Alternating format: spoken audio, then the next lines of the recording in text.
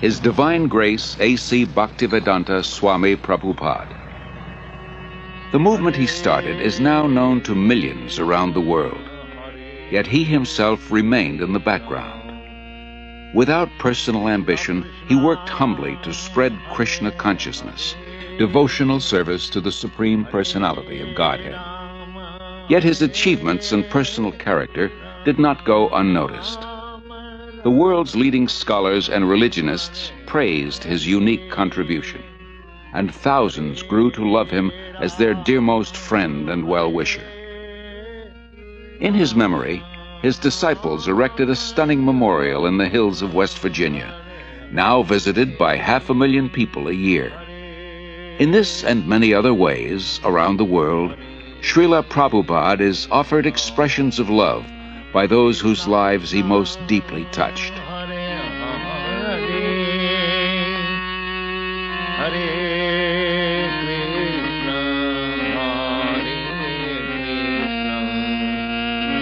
Krishna Krishna Hare Hare Hare Rama Hare. Always remember Krishna, God, and never forget him.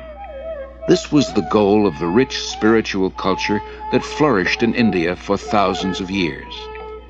Even today, Lord Krishna is remembered and glorified through monumental achievements in architecture, art, drama, music, dance, and philosophy. Calcutta, 1896, the capital of India, the crown jewel of the British Empire, an elegant city of wide avenues and spacious parks. It is here that Aboy Charanaravinda Bhaktivedanta Swami is born. A pure devotee of Krishna from birth, Aboy Charan is raised in a well-to-do mercantile family. From infancy, he goes with his father to the Radha Krishna temple, and at age 4, the child spontaneously begins worshipping similar deities in his home. When Aboy Charan hears of Ratha Yatra, a traditional festival in honor of Lord Krishna, it further inspires his natural devotion. With his father's help, every year he holds his own small celebration, drawing the neighborhood children into the festivities. At age 8, Aboy Charan enters the nearby Mati Lal Seal School. After graduation, he attends Scottish Churches College, one of the most respected in Calcutta. At the time, Mahatma Gandhi is organizing his countrymen in a nationwide boycott of everything British. Gandhiism is surging through India, uniting her in a massive non-cooperation movement. Sensitive to British subjugation of India's culture and people, Aboy Charan becomes an early supporter of Gandhi's movement. But 1922 marks a turning point in Aboy Charan's life. He meets Srila Bhaktisiddhanta Saraswati Goswami, the greatest devotee of Krishna of his time. Srila Bhaktisiddhanta belongs to the disciplic succession of spiritual masters extending back to Lord Krishna himself. He convinces Aboy Charan that Krishna's spiritual message transcends India's dependent position. Nothing is more important. He requests Aboy Charan to spread Krishna consciousness in the Western world. Aboy Charan hears and is deeply impressed. By this time, Aboy Charan has a growing family. He moves to Allahabad and starts a successful pharmacy. All the while, his spiritual master's words remain implanted in his heart. In 1933, he becomes a disciple of Srila Bhaktisiddhanta, who comments, "He will do everything in due time." 3 years later, Srila Bhaktisiddhanta leaves this world, after again requesting Aboy Charan to preach in English. Aboy Charan takes his words to heart and starts writing prodigiously. In 1944, he single-handedly begins publishing and distributing Back to Godhead, a fortnightly. The first issue addresses the crisis of war. The Second World War within 20 years is scourging the earth. Back to Godhead points out that people throughout the world want an end to war. But so often they want God's kingdom without God. and they cannot have it. All our plans will be doomed to failure by our own selfishness unless we turn to God. After the war, a boy Charan moves to Jhansi and founds the League of Devotees. He prepares a charter for an international organization, its members dedicated to a peaceful, God-centered life. Acharya Prabhakar, his first disciple, remembers. शिक्षा लेने के लिए, दीक्षा लेने के लिए उन्होंने प्रश्न किया. He was always teaching Krishna consciousness, and people came to him for knowledge. After hearing from him, many wanted to become his disciple. He told them, I can make you my disciple, but first you please chant the names of God and give up cigarettes, meat-eating, illicit sex, and gambling. But few people would agree to give up these habits. Then he said, Indians are imitating the Westerners. I will make disciples in the West. Then when the Indian people see Westerners following religious principles, they will also follow. Following tradition, at age 58, a boy Charan retires from family life, and 5 years later accepts the renounced order. He is now known as A.C. Bhaktivedanta Swami. He lives alone in the historic medieval temple of Radha Damodar in Vrindavan, engaged in deep studies and writing. It was in Vrindavan that Lord Krishna revealed his pastimes 50 centuries ago, and saintly persons throughout the ages have worshipped this land as the most sacred on earth. Unlike other holy men who live there, Bhaktivedanta Swami is not thinking of retiring. For him, Vrindavan is a source of inspiration, an ideal place to chant, worship, and write. Here he begins work on his life's masterpiece, translation and commentary on the monumental devotional classic Srimad Bhagavatam. Bhaktivedanta Swami calls it a cultural presentation for the re-spiritualization of the entire human society. But often he leaves Vrindavan to print his magazine and books in nearby Delhi. Traveling takes time and tolerance, but Bhaktivedanta Swami accepts it as part of his spiritual mission to broadcast devotional service to Lord Krishna. He writes, Our leaders have carefully set aside the treasure house of India's spiritual asset, and they are imitating the Western material way of life. But people are more unhappy than ever before because of the exclusion of the most important part of life, the spiritual aspect. In Delhi, Bhaktivedanta Swami personally distributes copies of Back to Godhead, and with small donations struggles to maintain the publication. He regularly sees Surendra Kumar Jain, a printer. It was somewhere in the month of February 1956 that I first met Prabhupada. He came to my press for getting the magazine printed, Back to Godhead. I found that it was not very easy for him to collect money. He would come to the press practically every day, and after the printing was done, he would do everything himself. But he was a dedicated person, a very committed person. And at the times when he was not in a position to pay the bills, I would ask him, why are you running this? Why don't you stop it? He would say, no, it is my mission. And one day Surendra Kumar, you will see that I will succeed in my mission. By 1964, Bhaktivedanta Swami completes 3 volumes of Srimad Bhagavatam. Prime Minister Lal Bahadur Shastri lauds his accomplishment and recommends his books for placement in India's public libraries. Sumati Morarji, chairman of the Scindia Steamship Company, gives contributions for printing Bhaktivedanta Swami's books and arranges for his passage to America. And he used to come every evening. And one day he said that he would like to go to America. I was surprised. I said, Swamiji, don't go there. You are too old to go, and it will be too cold for you. Still he insisted. So I said, all right. So I made arrangement for him to go by Jaladuta. On way, while he was passing through Suez, that day was Lord Krishna's birthday. And he gathered all the people on board the ship, all the crew members, officers, and recited some shlokas, and then some prasad was distributed to them and all that. Bhaktivedanta Swami, a lone mendicant, 70 years old, traveling halfway across the world. His only resources, the message he carries and his unflinching faith. The voyage on the Jaladuta proves a great trial. Bhaktivedanta Swami endures seasickness and then suffers severe chest pains. In 2 days he has 2 heart attacks. If another comes, he thinks he will surely not survive. But gradually he recovers. He writes, "I feel today better, but I am feeling separation from Vrindavan. I have no qualification, but I have taken up the risk just to carry out the order of my spiritual master." September 17th, 1965. The Jaladuta arrives in Boston Harbor. On board, Bhaktivedanta Swami writes, "My dear Lord Krishna, you are so kind upon this useless soul, but I do not know why you have brought me here. Most of the population here is absorbed in material life. How will I make them understand your message?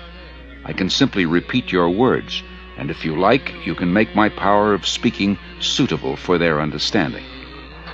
I have no devotion, nor do I have any knowledge, but I have strong faith in the holy name of Krishna. I have been designated as Bhaktivedanta, devotion with knowledge, and now, if you like, you can fulfill the real purport of Bhaktivedanta. Signed, the most unfortunate, insignificant beggar, A.C. Bhaktivedanta Swami." Bhaktivedanta Swami first stays in Butler, Pennsylvania, in the home of a friend's son, Gopal Agarwal, and his wife Sally. The Swami was a friend of my husband's father, Mr. Agarwal, in Agra, India, and he asked me to sponsor the Swami, and that's what I did. And that's why he came to our house in the middle of the night one night. He stayed with us for a month in Butler, and I learned, over the time, I learned to love him as I would a father-in-law. He was a very sensitive and kindly type of person. He was indeed one of the most unusual men I've ever known in my life. The Swami came with so few possessions. He came with the clothes he had on his back. He had a typewriter, and he had his books. And he had a bag of cereal. Imagine coming to a country on the other side of the world with so little, and yet he came with so much in himself. The Swami brought a pan with him in which he cooked his food, and in fact cooked our lunch too. Our little boy was only 6 months old when he came, and the Swami was there when Bridge first stood, and he laughed and laughed to see him stand up. When he laughed, he was just oceanic. He just seemed to take in the entire universe when he laughed, and he laughed a lot. I enjoyed my association for that 1 month with him about as much as I've enjoyed anything in my life. Although comfortable in Butler, Bhaktivedanta Swami thought the most important philosophy in the world, Krishna consciousness, should be spread in one of the most important cities in the world, New York. He moves to 100 West 72nd Street. 3 months later, his typewriter and tape recorder for translating are stolen. Bhaktivedanta Swami later said, "I came to America risking my life. I was physically unfit and at the fag end of my days. Sometimes I did not know where to live, nor was I used to the severe cold. Seemingly I was alone for 1 year, but I never felt alone. I always felt the presence of my spiritual master, so I did not lose my enthusiasm, despite all difficulties." Bhaktivedanta Swami arrived in America during a decade of discontent. There's widespread dissatisfaction with America's war in Vietnam, and with what some consider her racist, exploitative dealings at home and abroad. Disillusioned by the establishment, the youth create a counterculture of their own. Around the time Bhaktivedanta Swami came, waves of Americans are breaking away from the status quo, searching for an alternative. For a short time, Bhaktivedanta Swami lives in the Bowery in a loft given by a friend. Mukunda Goswami, who was attending his classes at this time, tells of their first meeting. He wore very thick glasses and had a big Sanskrit book spread out before him. His voice was very deep and resonant. He spoke with great authority, and the Sanskrit shlokas he spoke were very beautiful, very melodious. He was obviously a very distinguished scholar, and I became very curious, almost astonished as to how someone of his stature, he looked very much like an aristocrat, could be living and residing in the Bowery, the Skid Row of New York. And afterwards I approached him to speak. I was standing and he was sitting on his small dais, so he was looking up at me, and he had the look of a very happy, innocent young child. And I could see that he actually had all the time in the world for me. He wasn't short of time. I asked questions, he would answer. Then after some time, he moved to a somewhat better neighborhood on 2nd Avenue. We helped him rent a small storefront there, and he had an apartment in the back. And within a few weeks' time, this little storefront on 2nd Avenue, on the Lower East Side of New York, which was then populated by thousands of young hippies, had been transformed into a beautiful Krishna temple. Allen Ginsberg, I remember, began to come at that time. When he moved down the Lower East Side, I thought that was a stroke of brilliant social judgment, because traditionally, Swamis, yogis, Zen masters all moved uptown to the rich and were sponsored and funded by the rich, and you would find Krishnamurti living in elegant apartments on the Upper East Side, with drawing rooms and French furniture, and here was Bhaktivedanta, like in the depths of Calcutta, where the hippies were, and where the acid heads were, and the freaks, and the amphetamine heads, and the meth monsters. So it seemed like he was actually bringing some kind of ray of song and light to the right place, the lower depths where it was needed, and where, of course, the Lower Side was the intellectual center in certain respects, in art and in advanced spiritual vibrations, particularly in the 60s. So it seemed historically just move on his part.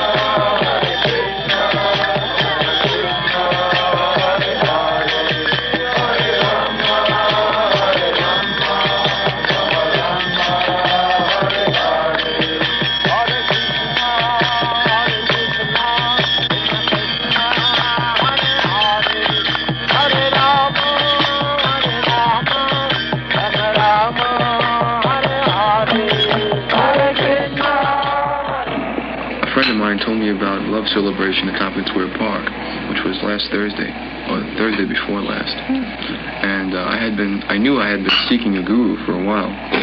So Krishna sent me there, and I was there. And after meeting some of the initiates, I knew that the Swami really had to be into something. I came here in America in September 1965.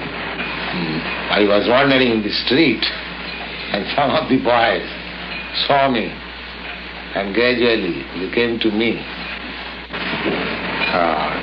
My mission is to preach the philosophy of Lord Chaitanya, chanting Hare Krishna, Krishna Krishna, Hare Hare, Hare Rama, Rama Rama, Hare Hare. This transcendental vibration will cleanse the dirty things of the mind. It doesn't matter what he is. This transcendental vibration is equally appealing to everyone without any question of language, nationality, creed or caste, because it is coming forth from the depth of the soul.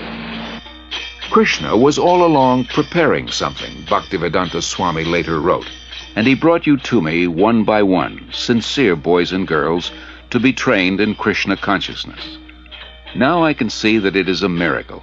Otherwise, one old man with only a few books to sell for barely getting food, how could he survive, what to speak of introducing a God-conscious movement in a materialistic society? For Bhaktivedanta Swami, these are happy days. Singing and speaking with the vigor of a young man, he brings the Hare Krishna movement into the public eye, by chanting in the parks, by distributing Back to Godhead magazine, by holding free Sunday love feasts. Many are attracted. His hopes for the future expand without limit. The Hare Krishna movement has taken root.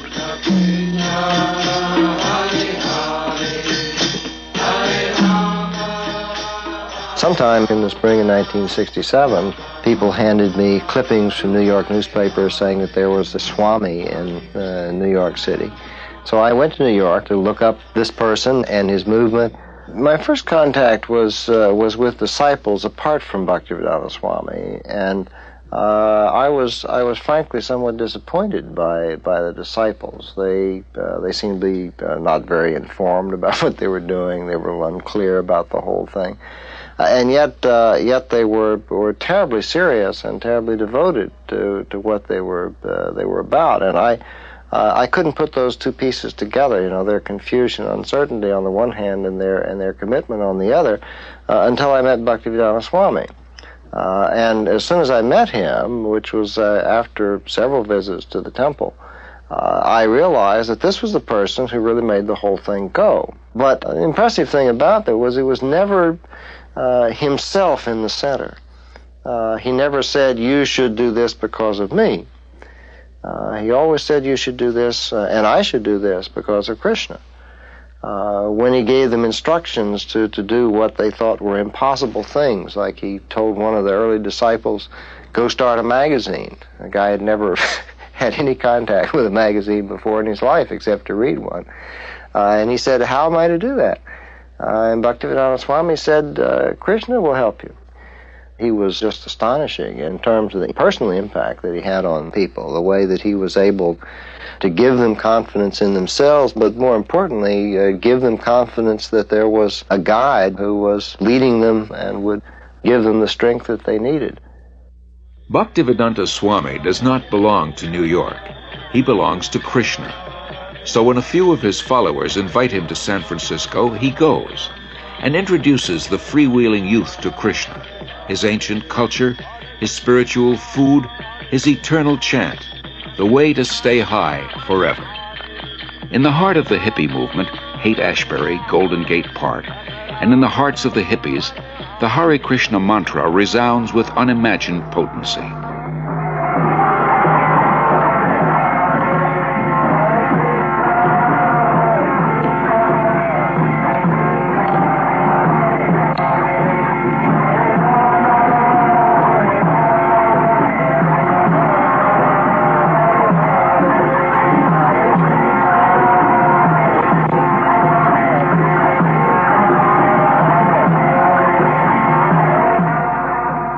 As in New York, Bhaktivedanta Swami gathers sincere followers.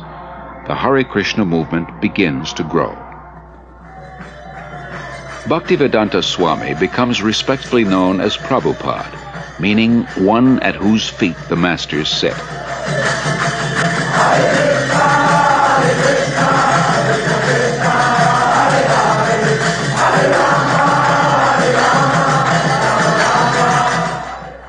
From Montreal, Prabhupada sends 6 disciples to open a temple in London. Yamuna Devi Dasi remembers. So we went to London that fall, and although we had no permanent place of residence and we were completely dependent on Krishna, somehow or another, by the enthusiasm that Srila Prabhupada had given us in Montreal, we were able to make contact with George Harrison, who was a member of the Beatles at the time. And he was such a pleasant person to be with. He so much appreciated the Hare Krishna mantra that he immediately said, "Let's make a 45 record." So we'd cut a record, and he was very pleased with it, did a little background music on it, and it was released, and Apple organized tours for us. We went to Germany and France and had television coverage. And in this way, the London Times wanted to do, the Sunday Times wanted to do a feature on us. And we were able to send the report back to Srila Prabhupada with the headlines, Krishna Consciousness Startles London.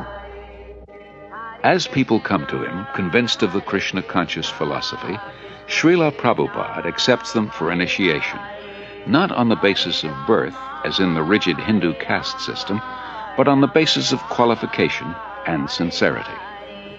In the whole history of Indian spiritual life, no one has ever attempted something as bold and seemingly impossible, to transform Westerners into full-fledged devotees of Lord Krishna. But by his intense spiritual energy and compassion, Srila Prabhupada is successful beyond his own expectations. How old is the movement? Well, from historical point of view, it is about 5,000 years old. Why has it just begun to really catch on in the Western world? I mean, just recently, in recent years, has it begun to sweep the Western world? Why is this? The Western world, the younger generation were being frustrated with the hippie movement. So, when they saw something tangible, they accepted it. What things would, if everyone in the United States believed in Krishna to the extent that you do, what would happen to this country? How would it be transformed? They'll be very happy and peaceful. There will be no more hippies. What would you describe as a hippie? Someone who smokes. You know better than me. Something extraordinary. The thing that really inspired me the most about Srila Prabhupada was his complete dedication to his devotees. The thing that Prabhupada liked the best was to be with his disciples. It wasn't that he took on large amounts of disciples and then sat back and then just pushed them to do this and that and the other for himself. He did more for us than we ever did for him. And traveling with him personally, I got to see what a tremendous sacrifice he made for us. That even when he was ill, he would still preach. He would still be concerned. He would still be asking after how things were going in the society that he created, how were individual disciples doing. He always had time also to look to our personal needs. He was very concerned. Prabhupada wasn't aloof. All he really wanted was us to reciprocate the love that he gave to us. And if we reciprocated, he would give us more. So my personal experience with Srila Prabhupada was that I found in him a person that I could actually genuinely, fully give myself to. In Srila Prabhupada's eyes, Krishna consciousness is not an armchair philosophy or a part-time religion. It is a way of life, a transcendental culture that can end man's political, economic, and social problems. To realize his vision, Srila Prabhupada circles the globe 14 times in 12 years, inspiring his followers and discussing Krishna consciousness with all interested persons. His door is open to everyone. Actually, nothing is private property. Everything belongs to God. Rather, we have stolen God's property and claiming my property. That is Australia. The Englishman came here, but is that the property of the Englishman? It was there. America, it was there. And when everything will be finished, it will be there. In the middle we come and claim, it is my property, and fight. To revive the Krishna conscious tradition in its full richness, Prabhupada envisions God-centered, self-sufficient farm communities based on the principle of plain living and high thinking. The first such community begins on 133 acres in the hills of West Virginia. Prabhupada calls it New Vrindavan, after Krishna's place of pastimes in India. In 1972, Srila Prabhupada begins a Krishna-conscious primary school system in Dallas, Texas. Srila Prabhupada very practically introduced a primary school system to teach children self-realization along with regular studies. This means that the Gurukul system is unique in that the educators are themselves free of vices. We could hardly find an institution where the faculty members are free of loose sexual relationships, intoxication, smoking, although they may have good credentials academically. That would be rare to find. But in Krishna consciousness, the teacher must also be on the platform of pure devotional service, because the children are very impressionable and they'll learn whatever their educators are actually doing, not just what they're saying.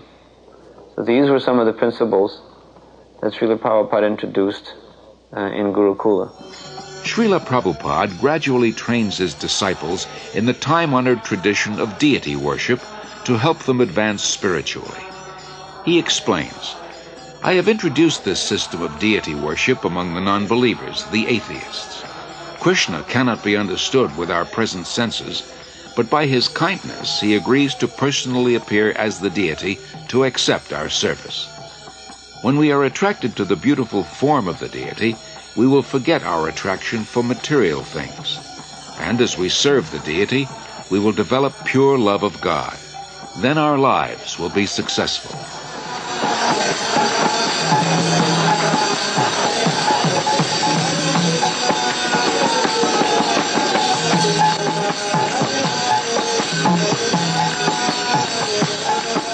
In Melbourne, Australia, Srila Prabhupada worships Lord Chaitanya, a divine incarnation of Krishna.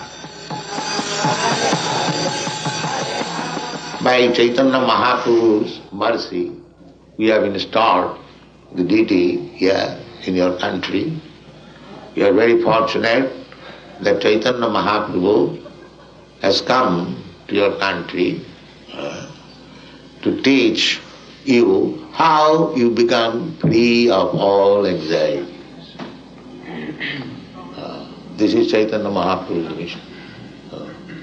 Everyone is full of anxiety, but everyone can be free from all the anxieties if he follows the path chalked out by Sri Chaitanya Mahaprabhu. As people are fallen in this age, the method also has been offered very simply. They have been recommended simply to chant the holy name of God. That's all. For 5 years after first arriving in America, Srila Prabhupada presents Krishna consciousness primarily to Westerners, from housewives to hippies to heads of state. Then, in November 1971, after a world tour, he returns to Delhi with some of his followers. The mayor receives him with the fanfare that greets a homecoming patriot. Prabhupada quotes Lord Chaitanya, "It is the duty of those born in India to benefit others by spreading Krishna consciousness. This is India's greatest glory, her unique gift to the world." 30,000 Indians gather nightly at the Delhi fairgrounds to see the Western devotees and hear Prabhupada speak.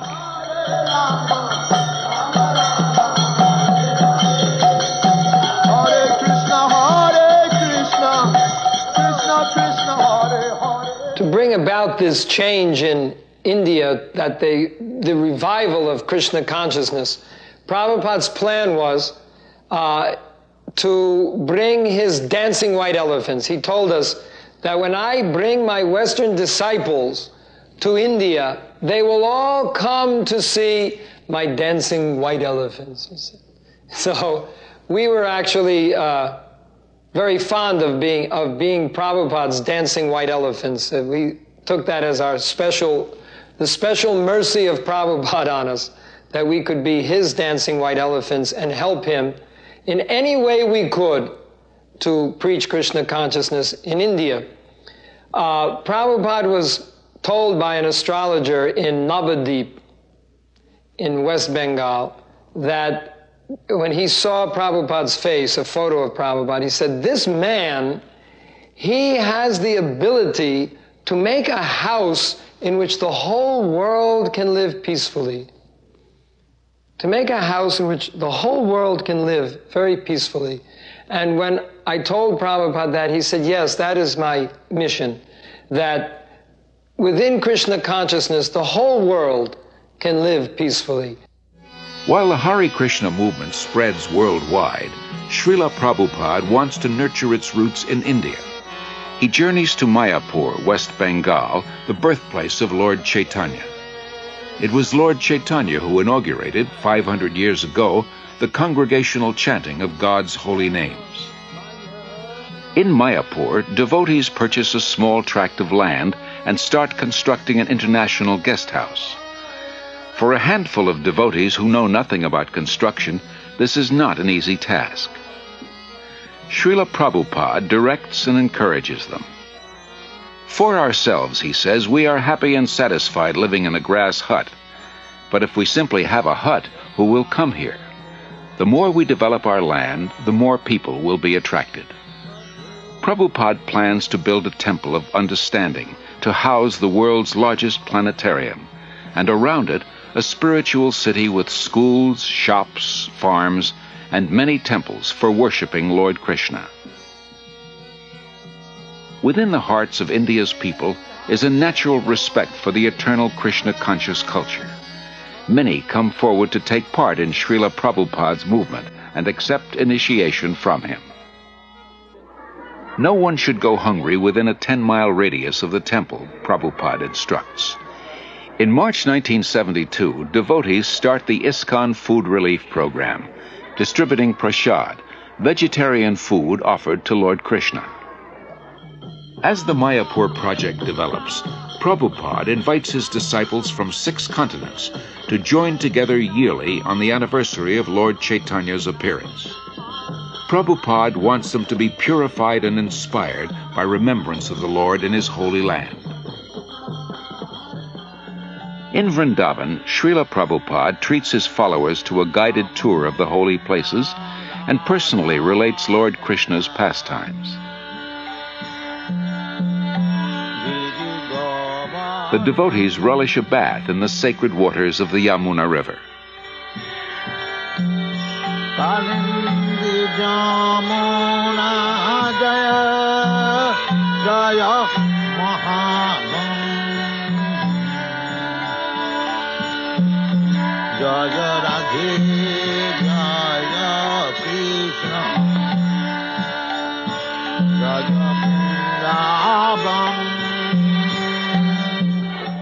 Prabhupada acquires land in Bombay, India's most cosmopolitan city. Although he has only a hut for a temple, Prabhupada envisions an international cultural center. His ambition is to give as many people as possible access to the nectar of transcendental life, whether through philosophy, service, or spiritual food, so that everyone can become happy, hopeful, and peaceful. Dr. N.D. Desai, a leading Bombay industrialist, recalls. From 1971 through 1977, I must have met Prabhupada many, many times. And each time I met Prabhupada, I would try to find fault with him. And even I would try to make him angry, or I once even tried to find out whether he was greedy. I just couldn't find any fault with him. In fact, in matter of business life or daily life, we do try to see the weakness of the other person, and sometimes we try to, as a businessman, try to take advantage. But here was a person who just wouldn't become agitated.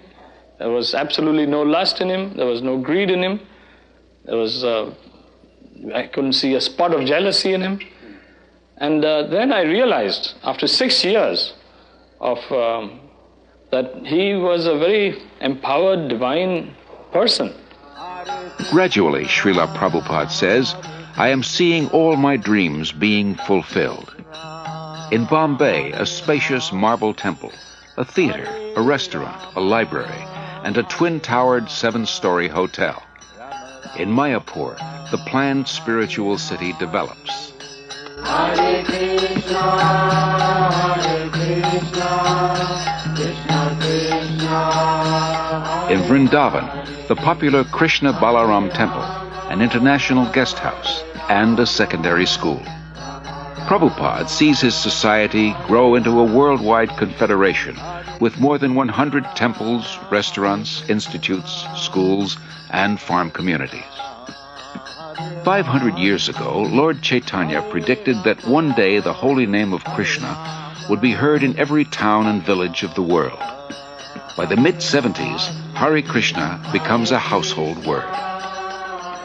When I first met the first Hare Krishnas, I can remember how surprised I was, and really I wondered what this meant. The costumes and the chanting and the shaved heads appeared a little strange, a little bizarre to me.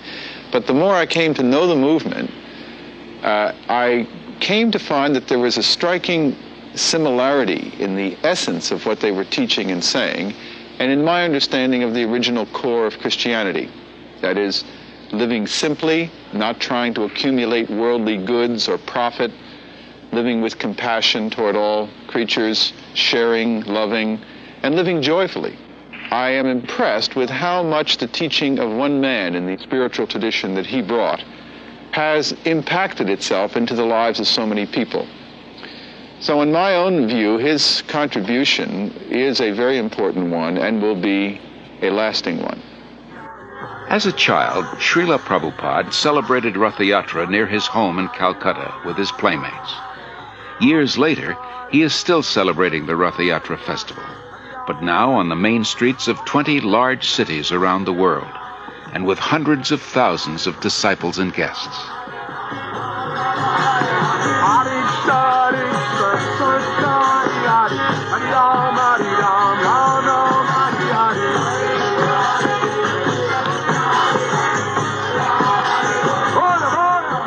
People follow, imitate Americans.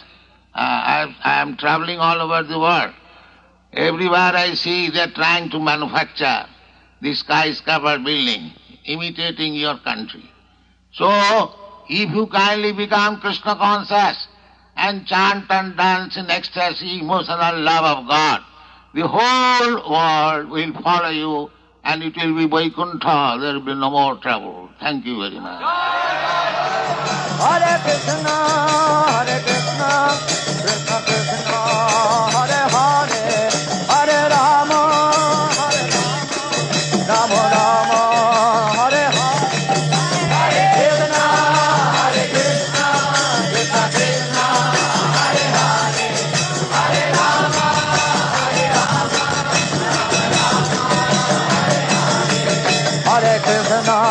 Hare Krishna, Krishna Krishna, Hare Hare, Hare Rama,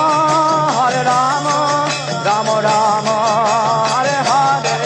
Hare Krishna, Krishna Krishna, Hare Hare, Hare Rama, Rama Rama. Whether before huge crowds or a few disciples or alone, Srila Prabhupada's mood of devotion prevails.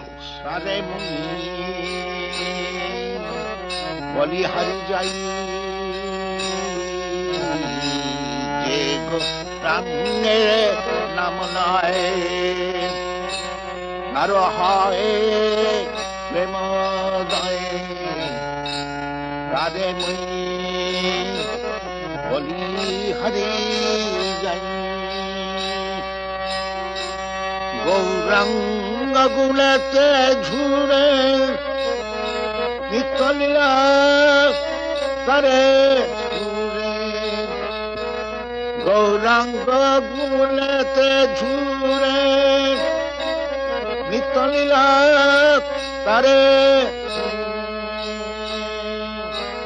Rejana Bhakati Hari.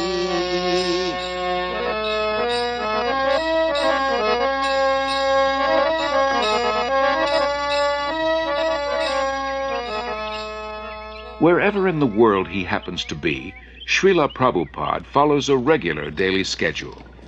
In the quietude of the early mornings, he goes out for lengthy strolls and shares intimate moments with a small group of students and guests.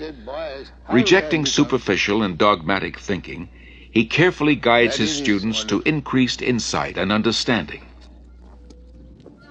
After his walk, Srila Prabhupada greets the deities of the Supreme Lord, offers obeisances, and lectures on a verse from Srimad Bhagavatam.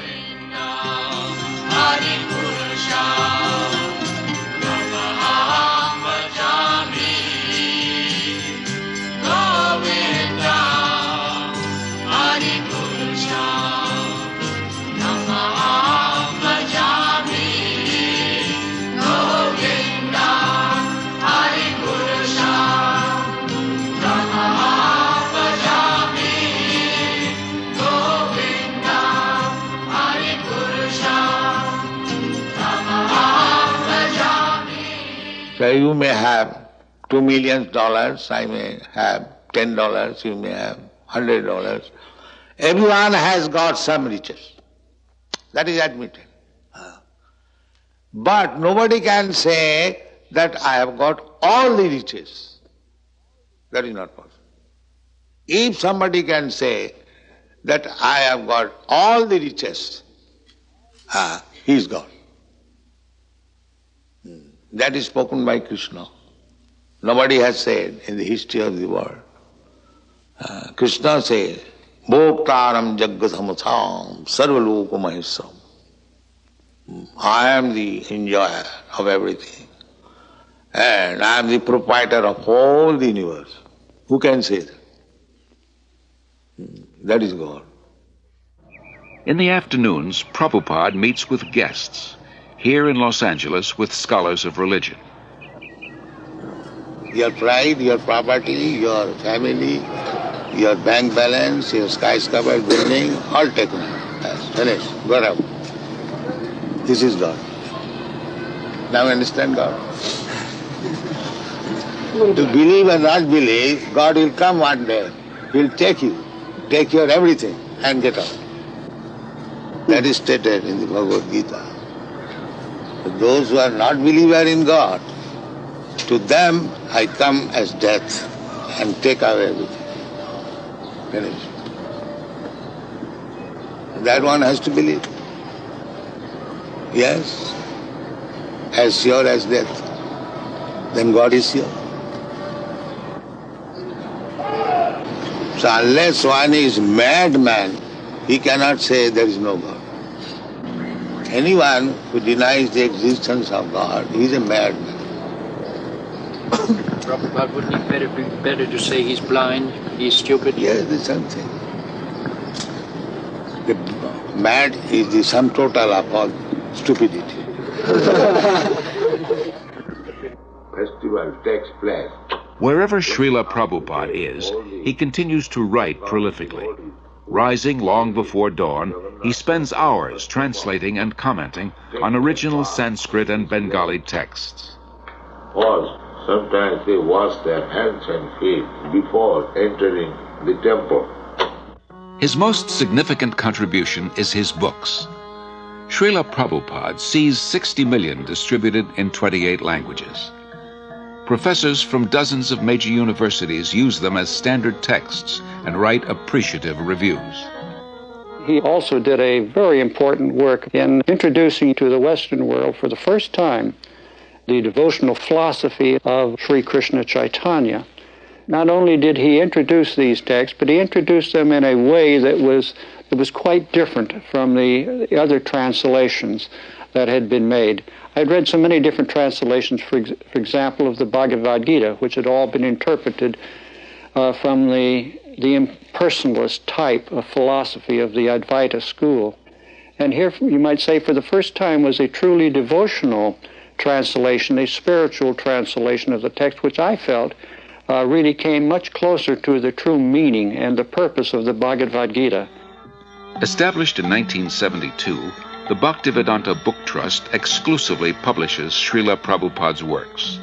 It becomes the world's largest distributor of books in the field of Indian religion and philosophy. For Srila Prabhupada, The transcendental knowledge in these books forms the basis of the Hare Krishna movement, a movement prophesied to grow for the next 10,000 years. In 1977, despite his failing health, Srila Prabhupada continues traveling and teaching. February 1977, the world's largest pilgrimage, Kumbh Mela in Allahabad, India. Millions gathered to bathe in the holy Ganges. Although physically weak, Srila Prabhupada attends. His disciples perform kirtan and distribute books and Back to Godhead magazines.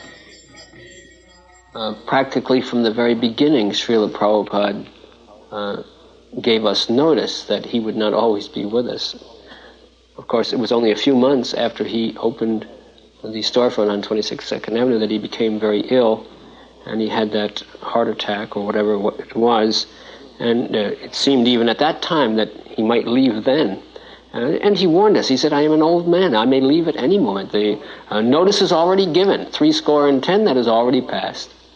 So Prabhupada was never under any illusion that he would remain forever in this world with us. But he said, my instruction will remain. And he trained us from the very beginning to follow his instruction and to use our individuality to execute his instruction for the glorification of Krishna.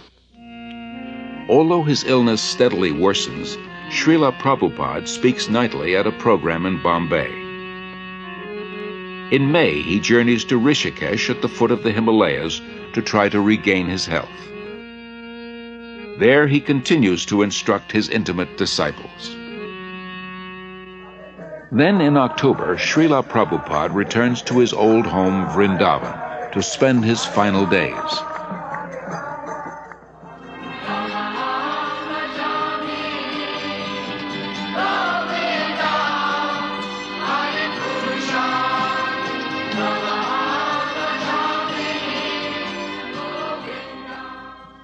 Even though he is physically incapacitated, Srila Prabhupada's intellect remains clear. He continues dictating translations and comments on his life's work, Srimad Bhagavatam, until days before he departs from this world. Everything is active, moving by the supreme desire of Krishna. This consciousness is Krishna consciousness. November 14th, 1977, His Divine Grace A.C. Bhaktivedanta Swami Prabhupada passes on.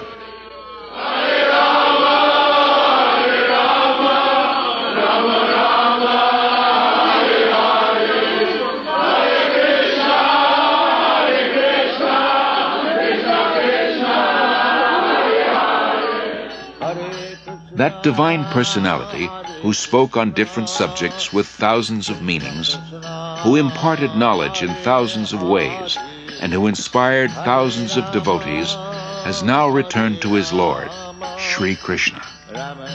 Being kind to his devotees, Lord Krishna gave them the association of Srila Prabhupada. Being independent in his desires, the Lord has now broken that association. Yet Srila Prabhupada remains. He lives forever in his teachings, and he lives forever in the hearts of his followers as their ever well-wisher.